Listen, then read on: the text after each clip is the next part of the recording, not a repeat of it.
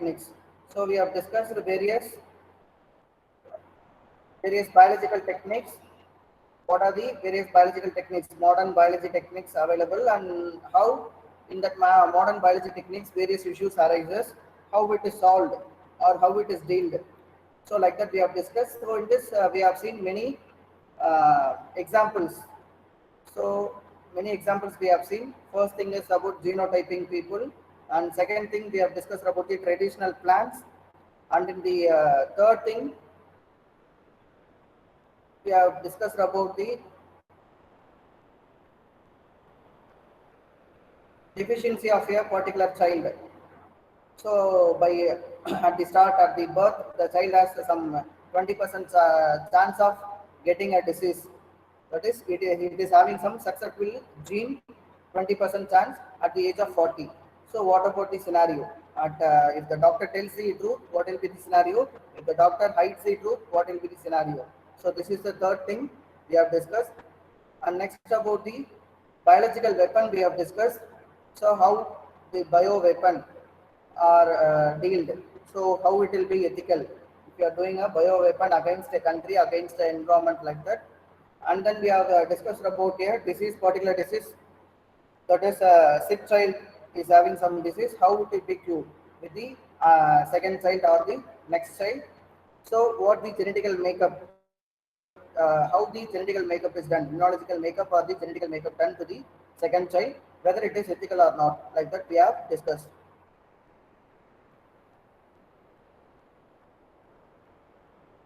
So next is about the farmers. We have seen some production of some uh, compounds, that is the fragrance compound, and if it is produced by tissue culture method, how the farmers will be affected. Is it ethical or is it legal? Like that we are discussed.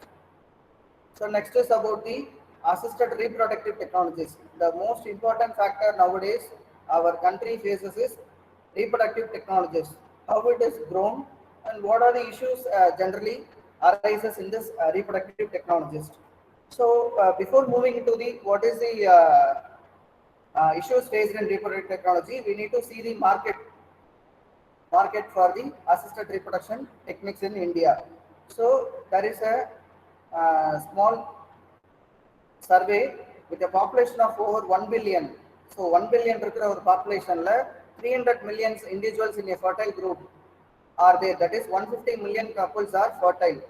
Okay, so fertile groupல இருக்காங்க. So அவங்களுக்கு வந்து குழந்தை பிறக்கிறதுக்கான வாய்ப்புகள் கம்மியா இருக்கு.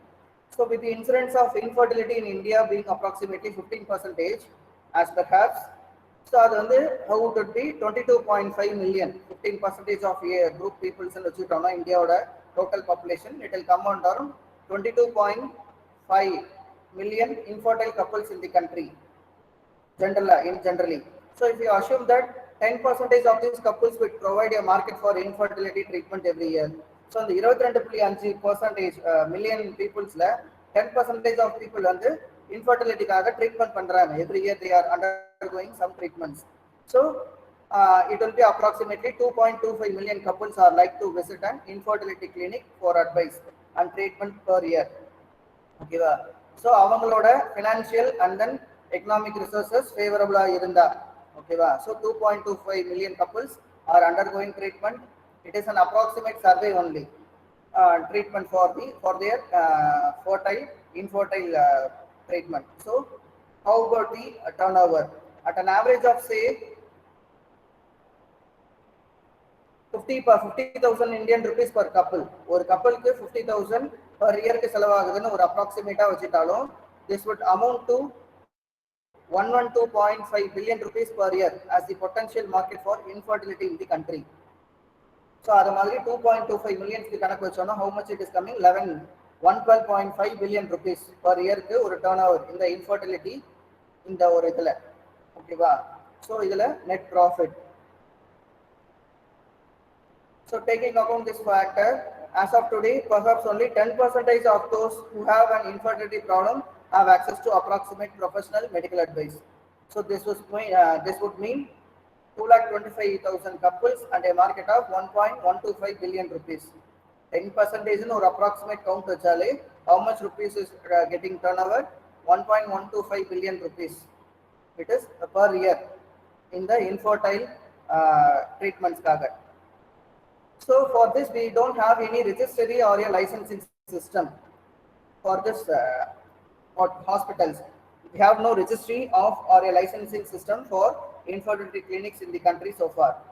So we have no way of knowing how much such clinics exist in India today. ஒரு சினாரியோவா நம்ம வந்து அப்ராக்சிமேட்டா எடுத்துக்கலாம் ஒழிய we don't have exact count.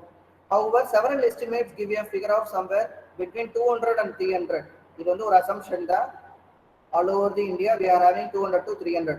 Assuming the upper number to be close to the reality and an even distribution of patients across the clinics, it works out as 750 new cases of infertility reporting at each every year. ஒரு கிளினிக்ல 750 new cases வருது. அப்ப 300ல எவ்வளவு இருக்கும் we can assume easily. As everywhere else, some clinics would have a larger clientele. அதாவது நல்ல infrastructure இருக்கலாம், very good establishments இருக்கலாம். So ஒரு சில கிளினிக்ஸ்ல அந்த ஃபெசிலிட்டிஸ் கூட இல்லாம இருக்கலாம். அப்ராக்சிமேட்டா ஒரு கிளினிக்ல 750 new cases every year report பண்றதா சொல்றாங்க. ஸோ அப்ராக்சிமேட்டா அதை மாதிரி கால்குலேட் பண்ணும்போது 37.5 million rupees வருது. So that's what they are telling. The facilities and the quality இது வந்து எல்லா இடத்துலையும் ஆடிகுவேட்டா இருக்கிறது இல்லை. ஃபெசிலிட்டிஸ் வந்து in all over the 200 to 300 சொல்றோம் இல்லையா clinics, all are not well established, all are not having adequate facilities. நிறைய விஷயத்துல நிறைய ஹாஸ்பிட்டல்ஸ்ல நிறைய கிளினிக்ஸ்ல they don't have their basic facilities also. So அத மாதிரி நிறைய issues we are facing.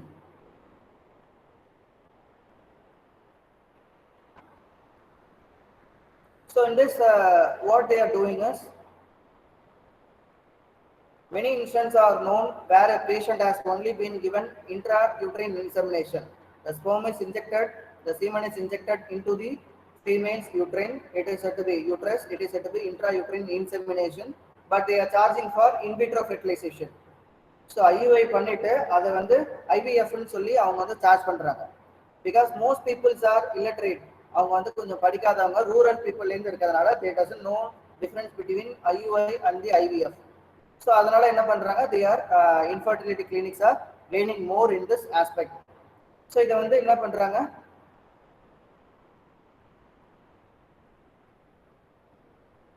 So it is set B இது வந்து ஒரு எத்திக்கலாவும் கிடையாது. இதை வந்து யாரும் போய் ஒரு கம்ப்ளைண்டா ரிஜிஸ்டர் பண்ணாலும் they are not taking into consideration. Okay, so அந்த பீப்புள்ஸ்க்கு அந்த அவேர்னஸ் இல்லாதனால ட்ரீட்மெண்ட் பண்ணது ஒரு காஸ்ட்காக, but they are charging for the another thing. ஓகேவா? So இது வந்து it would be therefore be not unethical but even criminal from the social point of view for such a couple to be charged for IVF if only IUS has been done. அது வந்து ஒரு unethical விஷயம் மட்டும் இல்லை, அது criminal குற்றம் கூட. So அதெல்லாம் வந்து இங்க வந்து அதெல்லாம் கண்காணிக்கிறதுக்கோ இல்லை அது க்ளோஸ்லி மானிட்டர் பண்றதுக்கோ we doesn't have certain rules and regulations strictly.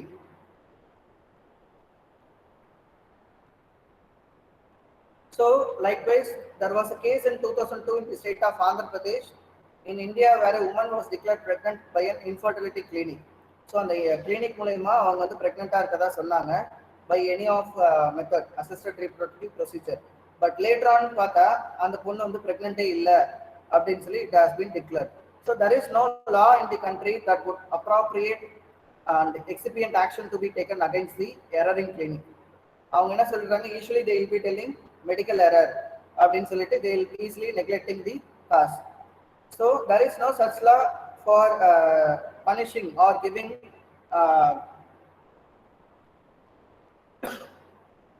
against the clinic, against who had done wrong in the clinic. So likewise, many scenarios arises in the reproductive technologist. So there have been advertisements in the Indian newspapers by assisted reproductive treatments clinics saying that success rate in IVF has been over 60%. It is more than 3 times the average success rate around the world. So adha mari it is a misleading concept only. So there was no technique that telling about our 60% in IVF. So there has not been any such case studies involved or the what report that says it has been success rate is 60% above. It is not like that. So they are telling the fake news and they are creating more money on that.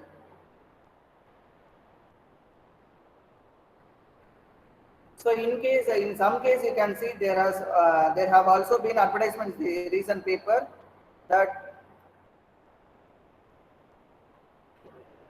they can give a couple a child of desired sex by prenatal sex selection. So either male or female, according to their decision, they can make.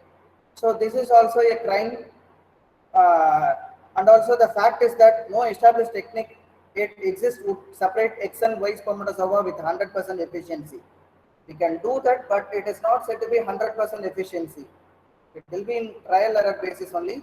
So some advertisements we can see like this also. We can decide the sex, either it is male or female before the before the pregnant. So it is not at all possible. So it is also a unethical thing.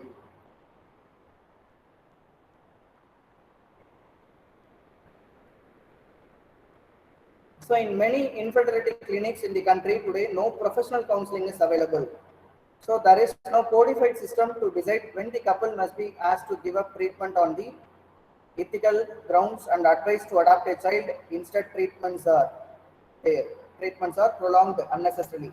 For couples, they are undergoing treatment for 1 or 2 year or 3 year, but the infertility clinics, they know there is no possibility of pregnancy to that particular couple.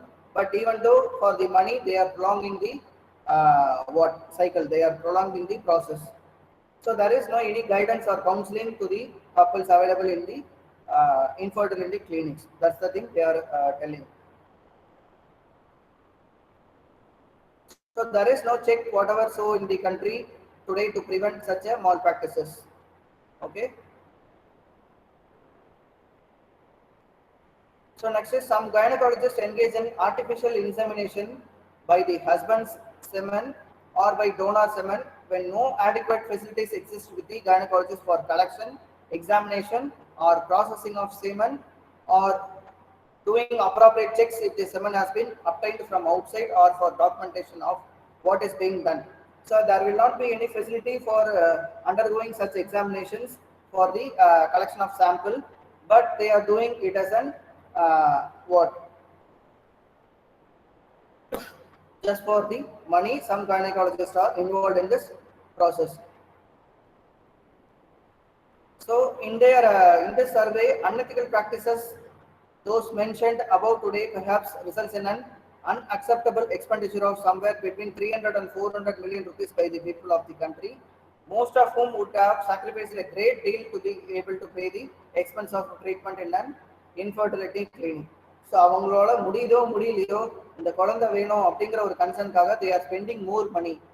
So it has approximately in the survey it has listed about 300 and 400 million rupees have been spent for this purposes.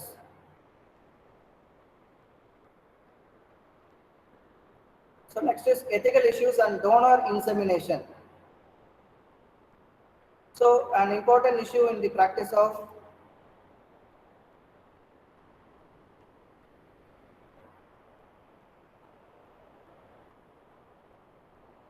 An important issue in the practice of assisted reproduction techniques is who should be the donor of semen for AID.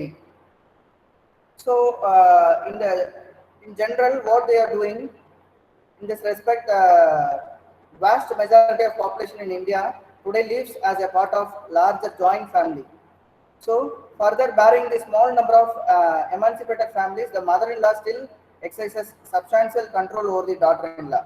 அதாவது என்ன சொல்றாங்கன்னா அங்க வந்து the leading or the deciding authority will be their mother-in-law only.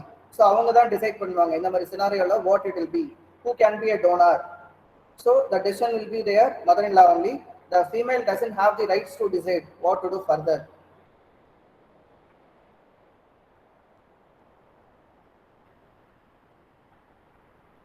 So இதுல வந்து ஒரு scenario கொடுக்குறாங்க. Traditionally, if a couple is infertile in India, the family always lays the blame on the woman. So அப்ப என்ன சொல்றாங்க, always they will blame the woman. So they will not check each and every individual, either the husband and the wife.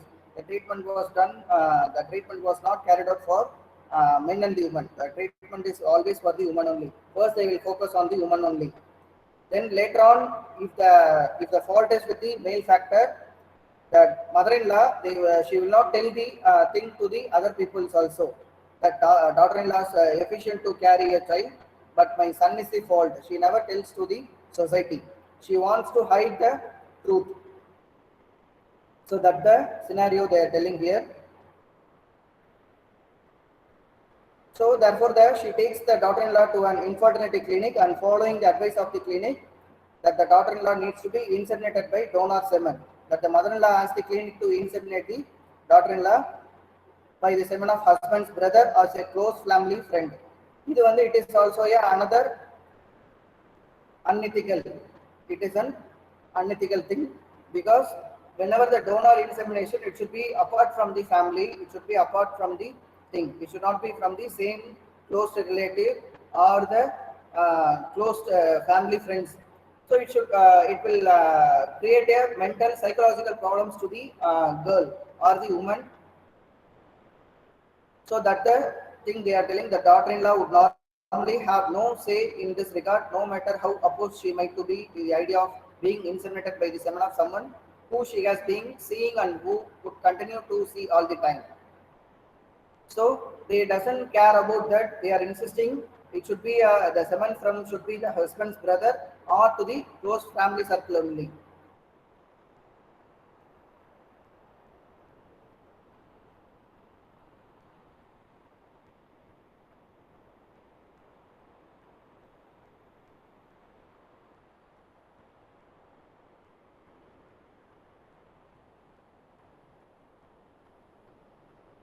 So next is about we know about dowry system. We doesn't need to talk much on the dowry system. So either they are getting if the woman has less amount while marrying, also she will be tortured. Or if they need more money or something, they will insist the daughter-in-law to get more money from their parents. So for that also the woman she will commit suicide, or she will be killed. Some other she will killed, and the reasons will be some other, the parents or the mother-in-law. She will hide the truth, and they will tell some other reasons for their for her death.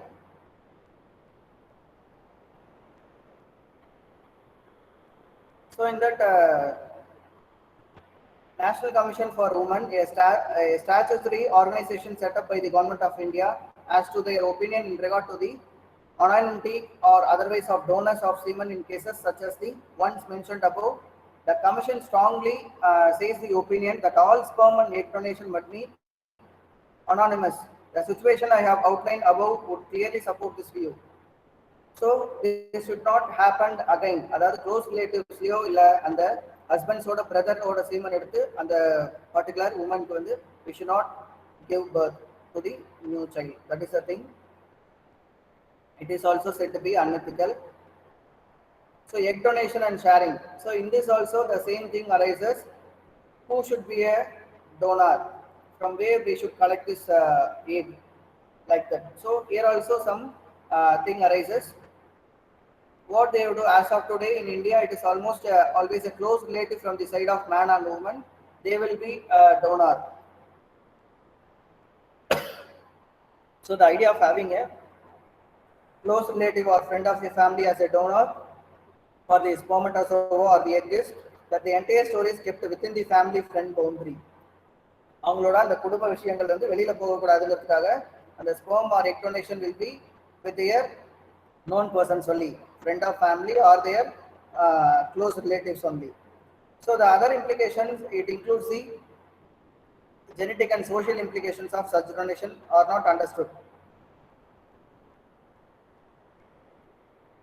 So they says that donation of sperms, spermatozoa or the egg by a close relative or a close friend is unethical, and that we should have a law requiring that both the sperm and egg donation should be anonymous. இது வெளியில இருந்தா இருக்கணும். It should not be between close relative or the friend circle.